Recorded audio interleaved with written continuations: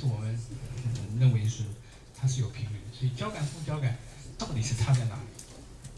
那么医学院的学生如果听我讲了以后，应该就比较清楚，就是副交感其实是相当于它的 amplitude 大，力量强，频率慢；交感是频率快，但是 amplitude 小，就有点像男生和女生的差别。男生力气大，但是不持久，就是用力一下他就累了就休息了。女生她譬如说她去做家事，她能够就是每天你妈妈很辛苦啊，她每天做饭，她都可以做几十年，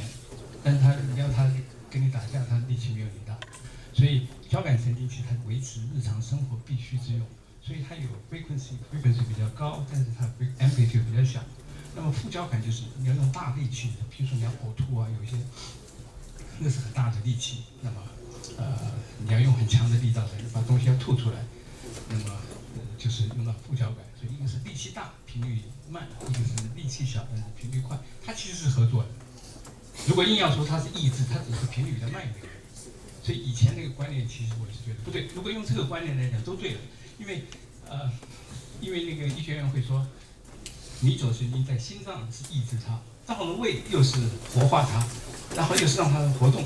所以医学院的学生常常要背，就是交感副交感在这里，在身体某一个不同部分，有的画正，有的画负，有的是兴奋，有的是抑制，有的抑制兴奋，他背着头都昏了。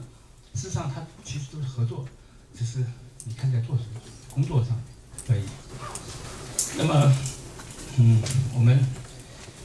这个我可能很快就讲过去，这就是后来用药。我是觉得中医以后中药也可以用这种，看它的动能，看它的动态，看它的结果，应该是从功能上来看它的效果。所以这个是正常的，这个是脊椎受伤的，那么这是肌电图，这是膀胱压力图。那么这里看到有协和，有协同，这里没有。但是用药以后，我们会发现，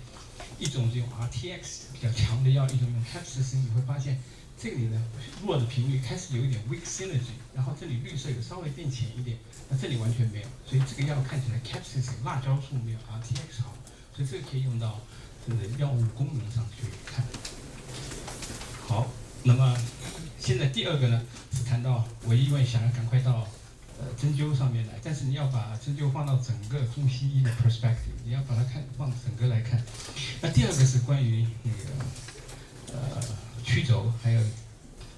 田臂内旋，就 forearm pronation。那么轴脑这个脑神经 renal nerve palsy 脑神经受伤的病人，那么可以看出来它和正常的有什么不同。那么对于 elbow flexion， 我们用到五组肌肉，就是二头的短头。二头的长头，那么 brachialis 肱肌，还有三头肌的 lateral head， 还有它的长头，一个侧头和长头，所以总共有5块肌肉。至于那个前臂的内旋，那我们当初做这个是因为看这个，譬如说太极拳是很多这个内旋的动作，你会发现，其实看着这些东西就晓得，其实你不要像外国人那个到体育这个 gym 里面去那个用很强力的 brute force 去举重啊干什么练肌肉。只要这个轻轻的内旋，它二头、三头所有东西全部都合作，所以在躺在床上这样稍微就是做内旋、外旋，它其实功能还更好。好，这个是人家替你把轴 elbow flexion， 那么 control experiment 你看没有率变难，那么频率呢，这个因为你们看不见，它的 amplitude 很小 ，frequency 也没有同一个 amplitude。那么如果你让它 synergical 一个，如果让它自己就有了，所以曲轴的时候我们会发现，所有二头、还有肱肌、还有三头肌全部都有 bursting， 然后都在同一个时间有同样的很高的23或到28赫兹，所以频率一样，强度一样，所以没有像诺贝尔奖 Shyang 所说的二头动作的时候三头要放松，全部都一起，所以我们证明了这个诺贝尔是有问题的。那么 forearm pronation 多了一组肌肉，所以除了二头以外，肱桡肌、肱肌、三头肌，所以1、2、3、4、5、6组，你会发现 control experiment 就人家推你、替你放松，人家替你旋，没有什么。因为外国一定要做 control experiment， 你做 control experiment， 那你自己做，你会发现全部。那么现在我们没有办法作假，是因为我们是有16个channel， 中间拿6个channel出来做，它一开开始记录就全部开始记录了。但是外国人以前是因为在刚开始19世纪、20世纪初，因为他们是一个 channel 一个 channel，所以我得到的数据它可以稍微排的稍微差一点啊，你可以往右边移一点，左边移一点，就好像你有你就没有我，有我没有你。但现在不行，现在我们要作假也不行，因为这个12个 channel 一起来，那么它就是全部一起，没有办法，所以没有看到西方所说的 reciprocal inhibition， 我们看到的只有 synergical activation。那么如果 vagal nerve palsy， 它虽然还是有一些 bursting， 但是事实上没有力，那么没有什么效果。我们用那个一些统计的 multiple comparisons 可以分得出来，正常人在 flexion， 然后 passive， 然后有病的都可以用 practical dimension 可以分出来。所以第一个 challenge 就是 reciprocal inhibition。就是 so far we have only seen the synergic and cooperative co-activation rhythms instead of antagonism or mutual inhibition in our experiments. We have never seen antagonism.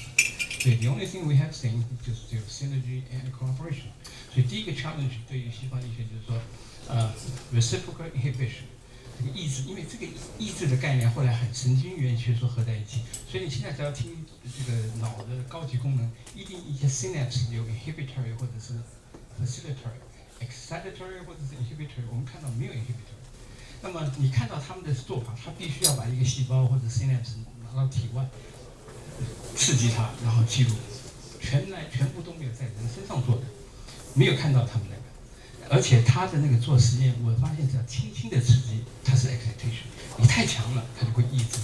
因为身体上这样。你如果轻轻碰一下，你会稍微觉得还不错；你如果人家很重力打你，你就反应就不一样。所以，我是希望我是 challenge 他们，就希望他们在正常人或者任何动物身上，不要把它做把它的细胞隔离出来以后做一些实验，应该在活生生的人身上看有没有，目前是没有看到。好，那第二个就是比较有趣的，就是谈到今天的主题，我已经用了30分钟的，还有几分钟，还有30分钟，好，那么这个针灸是内关穴，内关穴是在内踝上，对，就是在那个这个腕上2寸，如果用英文写说 hand supine， 就是把手平伸，那大概是手腕横纹上2寸2筋之间。那解剖学就是下面是有中间神经和血管、动脉和静脉在它下面。PC6， 大家应该听过内关穴吧？就是横纹下2寸，大概2筋之间。那么这个是上面是心电图，下面是脉那个低的部分，这个可能看不清楚，我用下一张。这个脉呢 P wave corresponds to diastolic， 那么对不起 systolic 就是收缩压 ，A 大概是舒张压，V 这个 valley 和 diacritic wave 大概是相当于这个周边的一些compliance。那么机械系应该对这个比较熟，因为血管动力学。那么这个呢是心电图 ，RR 这是 P 波 PQRST。所以我们等一下会做针灸实验的时候是这样子，人在那里，我等一下啊，先把它拿回来。就是人基本上这个实验